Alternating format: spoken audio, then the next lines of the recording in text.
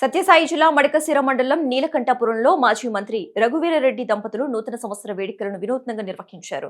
ఈ కార్యక్రమానికి ముఖ్య అతిథిగా వచ్చిన భారత అంధ క్రికెట్ కెప్టెన్ దీపికాతో రఘువీర సారథిగా క్రికెట్ ఆడారు. ఈ సందర్భంగా ఆయన మాట్లాడుతూ తాను మంత్రిగా ఉండి కూడా చేయలేని పనిని దీపిక సాధించిందని కొనియాడారు.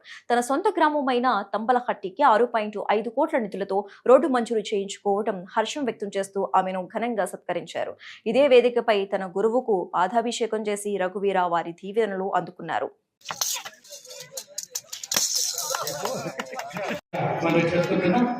అలాగే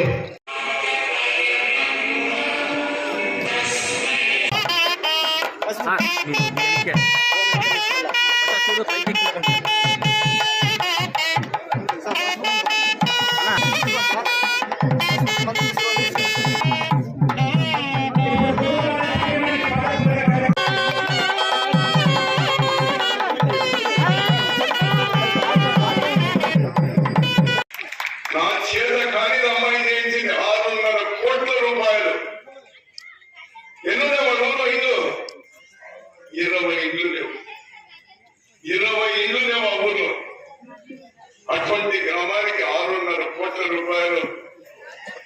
తల్లి నీకు కూడా వయసు చాలా చిన్నది, అదే నీకు పాద నమస్కారం చేసే